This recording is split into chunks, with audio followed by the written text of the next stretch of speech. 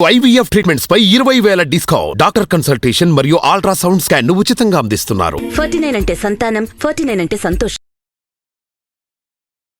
నమస్తే రమ్మగారు. నమస్తే రమ్మగారు, ఏదైనా ఒక కొత్త పని చేయాలనిపిస్తుంది. దానికి సంబంధించి రకరకాలుగా ఎలా చేయాలి, ఎంత పెట్టుబడి పెట్టాలి, ఎక్కడ చేయాలి అన్నీ ఆలోచిస్తాం, ట్రై చేస్తాం. సక్సెస్ కాదు అంటే లాస్ట్ దాకా వెళ్ళమండి. స్టార్టింగ్లోనే మొదలుపెట్టిన వెంటనే వచ్చేసేయాలి రిటర్న్స్ అనే ఒక ఆలోచన. ఇది బాగోలేదని చెప్పి వదిలేస్తాం, ఇంకొక దానికి వెళ్తాం. అదే పరిస్థితి. అంటే ఎండ్ దాకా వెళ్ళాలి, లేదా దానికి కొంత టైం ఇవ్వాలి. మనం ఏదైతే అనుకుంటున్నామో దానికి తగిన సమయం, దానికి మనమేం చేస్తున్నాం, ఇలాంటి ఆలోచన చాలా తక్కువగా ఉంటుంది రమ్మగారు. నువ్వు పెద్ద విషయం చెప్పావా? మళ్ళీ ఇంకొకటి ఏం ఆలోచిస్తారో తెలుసా? నాకే ఎందుకు ఇలా జరుగుతోంది, నాకు అసలు భగవంతుడు కూడా సహాయం చేయట్లేదు, చుట్టుపక్కల వాళ్ళు అలా కూడా ఆలోచించేస్తారండి. అవును కదా, నువ్వు ఇప్పుడు పెద్ద విషయం చెప్పావు, నవ్వొస్తుంది నాకు అది వింటుంటే. చిన్న చిన్న విషయాలు ఒక చిన్న ఫేస్ ప్యాక్ ట్రై చేస్తాం, దానికి కూడా టైం ఇవ్వం మనం. నిజం, నిమ్మరసంలో ఏదో ఆలోవెరా జెల్ ఇంకేదో కలుపుకుని రాసుకోవాలి, చూసాం. అది ఒక వారం రోజులు చేస్తే ఇది వాడకండమ్మా, క్యాజువల్గా చెప్పాను. ఓ వారం చూస్తే అప్పుడు మన మీద ఏదైనా తేడా ఉందా తెలుస్తుంది. 1 వీక్ 10 డేస్ చేస్తే కానీ కనపడదు, రోజుల తరబడి చేస్తే బాగా వస్తుంది. ఏదైనా 3 నెలలు అని చెప్తారు కదా. నువ్వు డైటింగ్ అంతే, మందులు అంతే, మొహానికి రాసుకునేవంతే, ప్రతి విషయము అంతే. ఇక వ్యాపారాలు, ఉద్యోగాలు, చదువులు, కోర్సులు అన్నీ అంతే. ఒక డాక్టర్ దగ్గరికి వెళ్తారండి, ఫర్ ఎగ్జాంపుల్ హోమియో అనుకుందాం. వెళ్తారా, ఏదో ఒకటి వెంటనే తగ్గుతుంది, ఒకటి కొంచెం టైం పడుతుంది, కానీ వెంటనే రిజల్ట్ వచ్చేసేయాలి. ఇది వేస్ట్ అని చెప్పి అలోపతికి, లేదంటే ఆయుర్వేదానికి. మేము హోమియో వాడేమండి, తగ్గలేదనేస్తారండి. ఇట్లా షిఫ్ట్ అయిపోతారు. కొంతమంది ధోరణి అలా. నిజమేనండి, నేను చాలా పెద్ద విషయం చెప్పాను. ఇది అసలు సూపర్. ఇవి చిన్నవి చాలా చిన్నవి. మనం ఏది దేనికోసము ఆగము, రిజల్ట్ వచ్చే వరకు వెయిట్ చేయము. ఆగలేని తనం, ప్రయత్న లోపం ఉందా చూసుకోము, అసలు దానికి టైం ఇవ్వద్దు. మనం దేనికైనాను టైం ఇవ్వాలి కదా. ఇప్పుడు రామకృష్ణ పరమహంస కథలు చెప్తుంటారు, కొన్ని కథలు భలే ఇంట్రెస్టింగ్గా ఉంటాయి. ఒక ఆయన నుయ్యి తవ్వడానికి ట్రై చేసేట. ఏం తవ్వటం? నుయ్యి తవ్వడానికి ఒక 50 అడుగులు తవ్వాడు, నీళ్ళు పడలా. విసుగు పుట్టింది, ఇక్కడ కాదని మానేశాడు. ఇంకో చోట 65 తవ్వాడు, ఈసారి ఎక్కువ పడలా. ఇంకో చోట 70 తవ్వాడు, పడలా. ఇంకో చోట 95 తవ్వాడు, పడలేదు.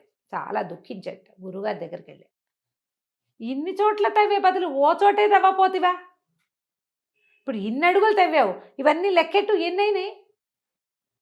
50 నుంచి స్టార్ట్ చేసి 51, 65 ఒకటి, 75 ఒకటి, 95 ఒకటి, అంటే ఇవన్నీ అడుగులు ఒకే చోట తవ్వితే పాతాళం తగిలేది, చచ్చినట్టు పడేవి నీళ్ళు అని చెప్పారు గురుగారు. ఓపిక ఉండద్దు నీకు మరి కదా. చిన్న కథ, ఇట్లాంటివి ఆలోచించుకోవాలి. చందమామ కథల్లో కూడా ఇలాంటివి భలే ఇంట్రెస్టింగ్ కథలు ఉంటాయి, భలే బాగుంటాయి కథలు.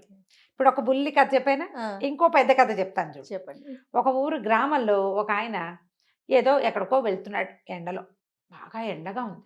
సరే, ఆయన ఏమనుకున్నాడంటే ఎవరి వాకిట్లైనా ఆగి కాసిన మంచినీళ్ళు తాగుతాం అనుకున్నాడు. చూస్తే ఒక వాకిలి దగ్గర కొంచెం మనుషుల సందడి ఉంది, ఎవరో మనుషులు ఉన్నారు ఇంట్లో. తలుపులు తెరిచి ఉండాలిగా, మధ్యాహ్నం వేళ కాస్త ఒక మాదిరిగా ఉంది, 11 గంటల వేళ. ఈయన పోయి వాకిట్లో అయ్యా మంచినీళ్ళు ఇస్తారా అని కేకేశాడు. ఆ లోపల ఉన్న గృహస్థు, పూజ చేసుకుంటున్నానండి, అయ్యాక వస్తాను కూర్చోండి అన్నాడు. ఈయన అరుగు మీద కూర్చున్నాడు. గంట వినపడింది, ఒక 5 నిమిషాలకి. గంట ఎప్పుడు ఇస్తాం, గంట ఎప్పుడు కొడతాం? చివరిగా హారతి ఇచ్చేటప్పుడు. హారతి అయ్యాక ఇంకేం ఉండదు, ఇంచుమించుగా అయిపోయినట్టే పూజ. ఏదో పునఃపూజ చేస్తే చేస్తారు, అన్ని రోజులు పునఃపూజ చెయ్యరు కదా. హారతి ఇచ్చేస్తే నైవేద్యం పుచ్చుకుని ఆయన వస్తాడు, మంచినీళ్ళు తెస్తాడు అనుకున్నాడు. రాలా. అయ్యా మంచినీళ్ళు ఇస్తారండి అన్నాడు. విఘ్నేశ్వర పూజ అయిందండి, అమ్మవారి పూజ మొదలెట్టాను, పూజ అయ్యాక వస్తానన్నాడు. మళ్ళా ఒక 7-8 నిమిషాలకు గంట వినపడింది. వస్తాడులే అనుకున్నాడు, రాలా. మళ్ళీ కేకేశాడు, అయ్యా మంచినీళ్ళు ఇస్తారంటే ఇప్పుడేనండి అమ్మవారి పూజ అయింది, అయ్యవారి పూజ మొదలు పెడుతున్నాను, అది అయ్యాక. ఇక గంటలు వినపడుతూనే ఉన్నాయి. ఇతను ఏం చేశాడు, 3 గంటలు అయిన తర్వాత ఈసారి అటు ఇటు తిరగటం మొదలుపెట్టాడు. వాకిట్లో గుణపం ఒకటి కనపడింది. కనపడితే ఏం చేశాడు, గంట వినపడినప్పుడల్లా ఒక గుంట తవ్వాడు నేల మీద. లోపల నుంచి గంట వినిపించింది, ఒక తవ్వాడు. ఇప్పుడు వస్తాడని చూశాడు, రాల, పూజ అవటల. మళ్ళీ గంట వినపడింది, ఇంకో చోట తవ్వాడు. సరే, మొత్తానికి ఒక 1.5 గంటకి ఆ లోపల నుంచి ఆయన మంచినీళ్ళు పుచ్చుకొచ్చాడు. పుచ్చుకొచ్చేసరికి అలా వాకిట్లో ఏముంది, వాకిలంతా గుంటలు తవ్వి ఉన్నాయి. ఆ, ఆయన నిర్గాంతి పడిపోయి, నీ మొహం మండా, అన్ని గుంటలు తవ్వావు ఏమిట్రా నాయన అంటే, నువ్వు గంట కొట్టినప్పుడల్లా గుంట తవ్వాను నాయన, ఆ, నువ్వు భలేవాడివి, ఈ మంచినీళ్ళు అడిగితే ఇంతసేపా, నేను ఏమన్నా అన్నం పెట్టమన్నానా, ఒక గ్లాస్ మంచినీళ్ళు ఇచ్చిన తర్వాత నువ్వు గంటలు వాయించుకోకూడదు అన్నాడు. అనేసరికి అలా వింటే ఆయన కొళ్ళు మండిపోయింది. చక్కగా లక్షణమైన వాకిలి అంతా గుంటలు తవ్వేవు, నీ నాశనం మొహం చేసావు. మండ, ఆ తవ్వే గుంటలన్నీ ఒక్క గుంటే తవ్వితే నీకు కావాల్సిన మంచినీళ్ళు పడేవి అందులో అన్నాడు.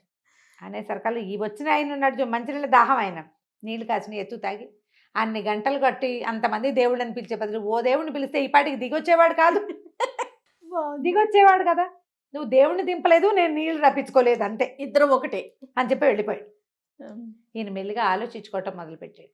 ఇలాగే చేస్తాం కదా మనం. అవునవును. ఈ దేవుడికో పూజ, ఆ దేవుడికో పూజ, ఇంకెవరికో ఒక పూజ. మనకి ఇంతమంది దేవుళ్ళు ఉన్నది ఎందుకు? అందరికీ పూజ చేయటానికే. అందరి స్వరూపాలు కలిపి ఒకటే, ఈ శక్తులన్నీ ఒకటేనని తెలుసుకోమని కదా మనం దాన్ని చెయ్యం. ఏదైనా పూర్తి ప్రయత్నాన్ని మనం చెయ్యము. పూర్తి ప్రయత్నం చేయండి. పిల్లలకి నేను చెప్పిన ఈ 2 కథలు చెప్తూ ఉండండి. భలే ఉన్నాయి రమ్మగారు. ఒకే చోట ప్రయత్నం చెయ్యి, దాని అంతం తెలుసుకునేదాకా వెళ్ళు. ప్రయత్న అంతు లోపం ఉండొద్దు. ఉండద్దు, అంతు చూసేయాలి దాన్ని. తర్వాత అప్పుడు 2 దాంట్లోకి వెళ్తూ కానీ కదా.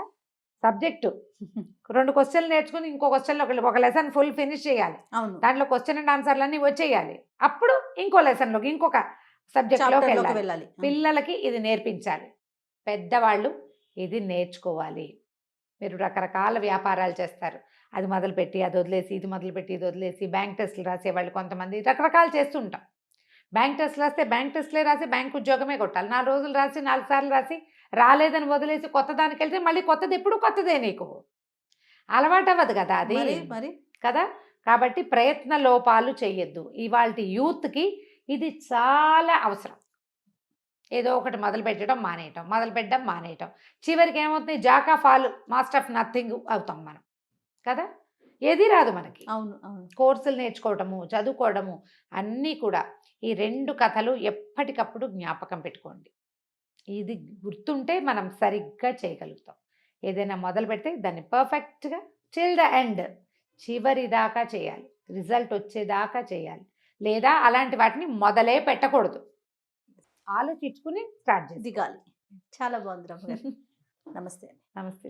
సుమన్ టీవీలో మీ పర్సనల్ అండ్ బిజినెస్ ప్రమోషన్స్ కోసం కింది నెంబర్కి కాంటాక్ట్ చేయండి.